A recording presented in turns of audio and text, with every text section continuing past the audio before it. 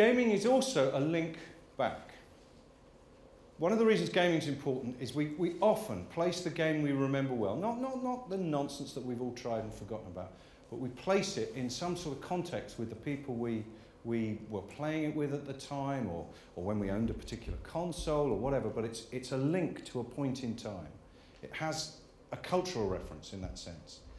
Right, a couple of definitions. What do you think these define? Shout out the answers, please. Shout out anything you like. Go on, what do those define?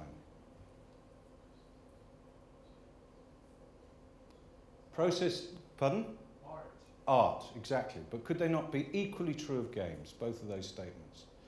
There's this sort of fuss about whether gaming can possibly be art. It is art. It absolutely is art. I seem to remember, in fact I'm sure this is right, that Grand Theft Auto got banned in Germany, briefly, and they then got it through on the basis that it was an expression of an art form. But I think there's art in all sorts of games. What you have to remember about all these things that they call arts or fine arts is that, you know, they sort of coexist alongside another entertainment form. So just as theatre has Shakespeare, it's also got pantomime. It's also got stuff like that. Just as films have got, you know, your favourite movies, it's got junk with those soldiers with pockets within pockets. Just as television has got Big Brother, it's also got The Sopranos. It's also got The Wire. You know, we've got that in games. We've got really beautiful, exquisite, polished games, and we've got the Imagine series from Ubisoft. You know, it's you've got to find what you're looking for. What was that about? Imagine Baby for the DS. David, please don't tell anyone in France about this, but Imagine Baby. I mean, they did sort of imagine fashion design, imagine this, imagine Baby. So you've got girls of 8 to 14 sort of wandering around changing nappies and doing that stuff. I mean, anyway, perhaps that wasn't the highest form of art, whereas, you know, Red Dead, or you pick your favourite. They are arts. Okay, so, bearing that lot in mind, you know I'm a data guy really, don't you? You know I do research for people, you know that's what I do. So I'm going to show you some data now. I'm actually going to show you something very exciting and very new that we've just done and no one else has ever seen it before. But if you don't like data at all, go to sleep for the next 5 minutes. But it's actually pretty exciting, I think, but then I'm a data guy. So basically, these are the things that make gaming a bit better than those two faintly pejorative statements we heard at the beginning. If we also want to argue at this putative cocktail party, no, gaming is more important than that. Lots of people play, okay? Now, Chris was talking about 70–75% of people playing something. These are the numbers for people playing a big game like it costs more than 20 euros or something like that. In the UK, it's 40%, in France, 46%, everywhere else, a little bit lower. Germany, surprisingly low. They've bought one in the last year. The numbers go down a bit. UK goes from 40% down to 35%. France goes down from 46% to 34%, because the French love not paying for things. Bear that in mind. And so it goes on. So who are these guys? Well, they are, this is the males in blue, this is the females in pink. The grey things for the UK are the total population, and the colours are the numbers who are gaming.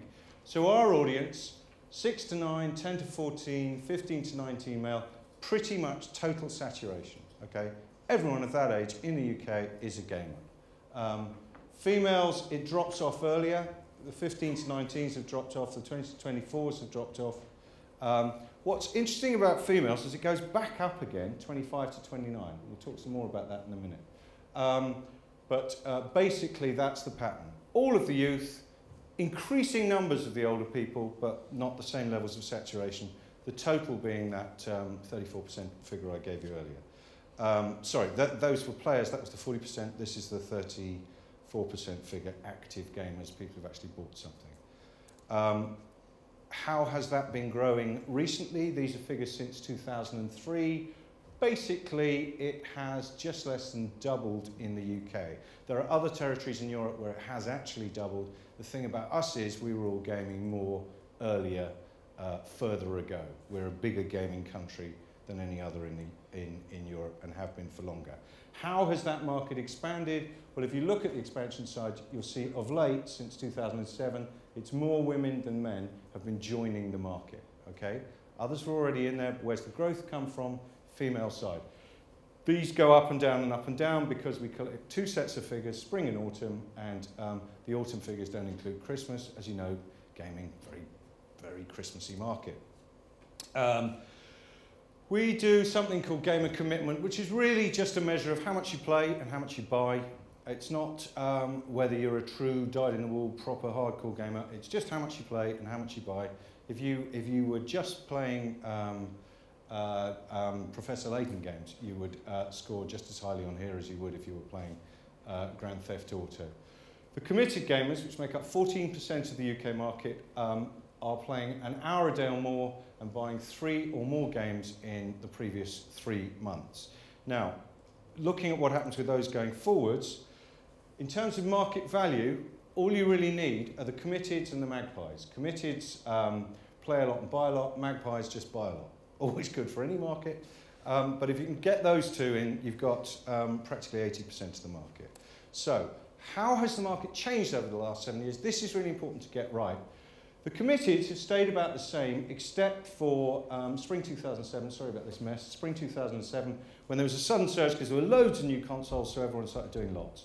Then that settled back down again. Sorry, these are European figures rather than UK figures, but these are absolutely true of the UK as well. They settled back down again to a similar level for the committed, of about 14% of the market. What has expanded enormously are those top 2 yellow ones, which if you look back to 2003, very low numbers. These are much, much larger now. And these are due to the gamers that we and DS have brought to the party. If you go through these things, you'll see that those are the slightly more casual, buying less, playing less end of the market, but they're now in a market that they previously weren't taking part in. So, here are the 2 sets of things I'm going to show you. Firstly, how many gamers have played a particular title in the last 6 months. Now, these numbers really, really sadly don't yet include the online titles, the Facebook games. They will as of next month. We're including those in the data that we're collecting. But these are still pretty illustrative and pretty useful. So, the biggest game, these are just UK numbers. 7.5 million people in the UK have played Wii Sports now. 5.2 have played Wii Fit, 5.1 Mario Kart, Call of Duty 4.4, Wii Play 3.6, Super Mario Bros 3.5, and so it goes on. Grand Theft Auto 3.4. If you were an advertising person, you'd call this the reach. The reach is the number of people who are taking part in it at all, or have seen it at all, and that's what those figures are. What is new is what I'm about to show you. Remembering it's all a spectrum, you need different ways of sort of evaluating different parts of the market. And for subscriptions and MMOs, and classically, the number that was most used in this industry has always been the sales figures. It's always been, how many units did you shift? And then there was, you know, with subscriptions, obviously, it's how many people have you got signed up and how long do they tend to stay. Those are the sort of numbers you need. Now, with free games, like these games down here, there's nothing to buy, there's no point in counting, or there may be as ways of monetizing it, but there's technically that's not the first number you need. You need the number they tend to use, and we don't do it, but you can get it from a site called App Data, is the monthly average uniques. And you go into App Data, and it will show you all of the different Zynga games, all of the different Playfish games and so on, and the monthly, they'll even show you daily average uniques for people who've been in there. I think if you pay more, which I'm too mean to do, they sort of break it down regionally and break it down in various different ways. But what's true of all of these things? What was true of that big, big list of things I showed you right at the beginning? My games, what made them important to me? Well, the main thing was the amount of time I spent on it. So what we started doing with Game Vision is asking them how much time they spend on individual games. So then, as well as the reach figure, to how many people have got involved, we've actually got the amount of time. So let me show you those, and then I'll show you some in more detail. And then I'll finish, and we can all go and get some coffee. This is, I want to say 2 things before I start talking about this. Firstly, this is, you know, if you look in television sort of ratings, they collect those every week. We're only able to do it once every 6 months. Now, I'm reporting it monthly, but actually this is what happened when we asked them in spring now, which was actually sort of February through March of this year. So Call of Duty, how many hours have you spent on that? Add it all up, work it all out. In the UK, average per month in the 6 months prior to that was 74 million hours being spent each month playing Call of Duty. That's eyeball hours. That's people in front of the computer for an hour. Now you have to remember this is reported data, okay? So TV ratings they normally collect with boxes on top of sets. We collect it by asking people. Problem with boxes on top of the sets, you don't actually know who's watching. You don't know if they're actually watching at all or they've just left the telly on. There's all sorts of problems with that methodology, but it's good in other ways and they've learned to compensate. This is reported data. What are the problems with reported data? The real problem is kids tend to boast and grown-ups possibly underreport the extent to which they're gaming when asked by nice people on the internet. So you're going to have possibly a slight skew towards kids in terms of boasting. But this is what they say. We're not allowed for that because I can't work it out yet, but this is just what they say. So 74 million Call of Duty, 31 million Wii Fit, 30 million Pro Evo, 30 million Wii Sports, FIFA 26 million hours in a month of gameplay in the UK, okay? Now, just for you, and no one has ever seen this stuff before, and if you've got questions about it afterwards, I'd love to hear them because no one's had a chance to interrogate it before. I've broken it down by age and sex and by reach and frequency. So this is Call of Duty. So some girls try it because it's such a big title, because it's out there. Some girls in a 6-month period give it a go. Do they end up playing it much? No. That's what happens to them when they try it. Who is playing it? Mainly kids up to the age of 20. They are the ones logging hours, lots of hours, okay? That's what this is a count of, lots of hours. That's a count of who's tried it. Such a big title, you'd expect lots of people, older ages, let's see if it's any good. Do they end up playing it? No. Next up, we got Wii Fit, and totally different story, kind of the opposite story. That was all boys. Again, huge title, lots of people trying it, lots of boys trying to have a go at the heading the football game, avoiding the flying panda head as it comes and mashes with your face. Do they stick at it? Well, it appears that the younger males up to the age of 20 do stick at it and quite like it. And some boys stick at it, but it's much, much, much, in terms of the hours of use, a female thing. Wii Fit. Next, we've got Pro Evo. Oh, now this is interesting. Pro Evo trial. Now, I've got a theory about this. We see this a few times. We'll see a few 25 to 29-year-old women trying what we think of as a pretty male title.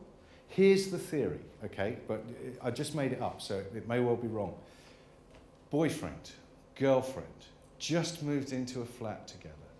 It's all settled down, the dust has settled on the packaging, and they sit there and they go, well, what should we do tonight? Boyfriend thinks, how can I make this relationship, other than sort of good, into a literally perfect relationship?